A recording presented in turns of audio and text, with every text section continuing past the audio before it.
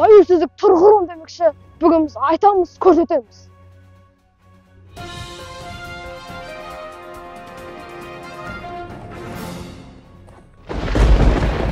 Сіздермен бірге мен Қайрат Алдияр 104-ші мектептің 7-ші А сынып оқушысы. Менің елім бағдарламасында арнайы репортаж ұсынамыз.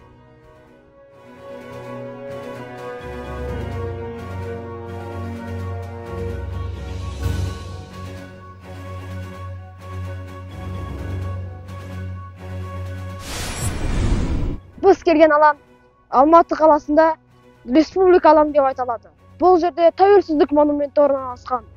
Осы республика алаңында 86 жылы студенттер көтеріліске шыққан.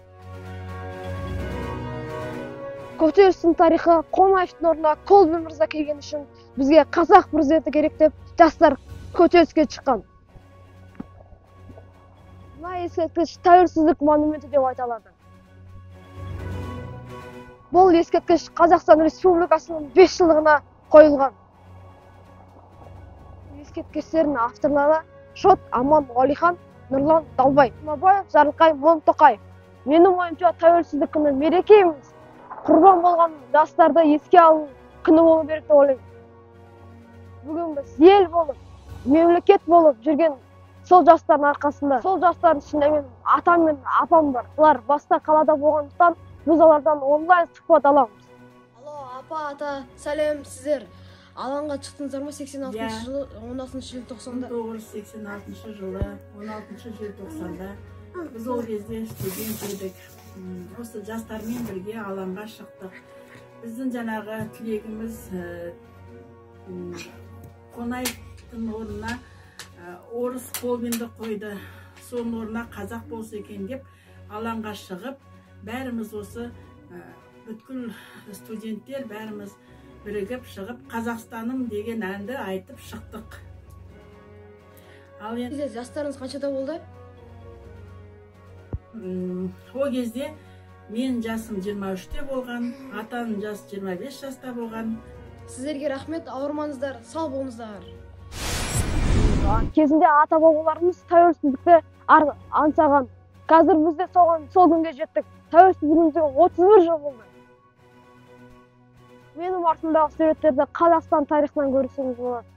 Біздің ата-бабаларымыз, батырлар, хандар біздің жерімізді аман сақтап қойған. Сол тәуелсіздігімізді бағалайық. Еліміз жайлы осы қала тұрғындарынан сұрап білейік. Аға, біздің еліміз жайлы айтыңыз. Енді еліміз жайлы айтатын болсақ, Қазақстан Республикасы өте жас ел, мемлекет, егемендігіміз алғанымызға 31 ғана жыл болды. Ұлан ғайыр қазақ даласында тұрамыз. Құстың қанаты бір шетінен екінші шетіне талып жететін үлкен мемлекет бізде қалған.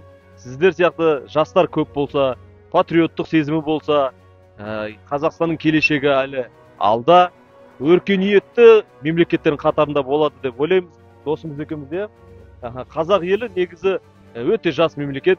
Біздің байлығымызда, қуатымызда, патриотымызда жетеді. Мына алаң енді білетін шығарсыздар тарихын. 86 жылы осы жерде жастар көтерілген. Кешегі қаңтар оқиғасы да осы жерде болған. Ол біздің намысымыз бен күш қайратымызды көрсететін осы алаңның бір жаңағы тәуелсіздік монументі дейді ғой. Осы символы деп айтса болады. Сұрағыңызға жауап бердім ба?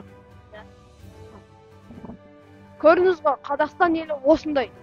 Сөзімді қорыта келе, менің елім репортажымды әкемнің өлең жолдарымен аяқтағым келеді. Желтоқсан, Данияр Тұрсынов. Тарихқа бір көз салсақ, 16 желтоқсан азаттыққа жол бастап, тәуелсіздік алған күн. Қазақ мұны жаңғырған, еркіндікті аңсаған, ар намысы оянған, егемендік туған күн. Жастар жаны жалындап, қайрат, ер бол ләззаттар, құрбандыққа өмірін, отан үшін қиған күн. Ата менен әжемде, Алматыда алаңда, менің елім шәмшімен ұран қылып айтқан күн. Батырларым, жастарым, жаса азаматтарым, Қазақстанға еркіндік, қанмен келген ұлы күн. Кешегі жасқа мың тағзым, тәуелсіздік сыйладың, өрле мәңгі Қазақстан, сөнбесін тек жарығын. Тату болсын бірлігін, жоғалтпашы елдігін. Көк байрағым жүрбіреп, Tömümde dursun nurlu kun!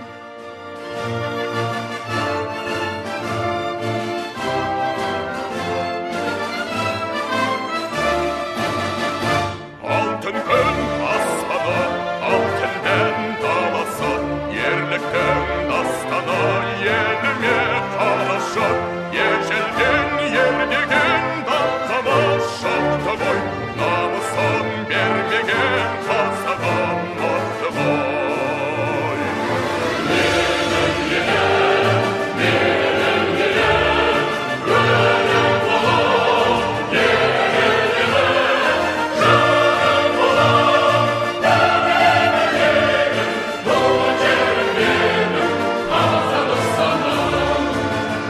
Orpakta şolaşkan kem baytak yerim var, berlige şarıskan tevelsiz yerim var. Kar salgan vakıtta mengelik dostumday, beste gel vakıtta, beste gel vasında. Benim yerim degen jastlar köp bolsun. Bay, quvvatlı bolayık agayım.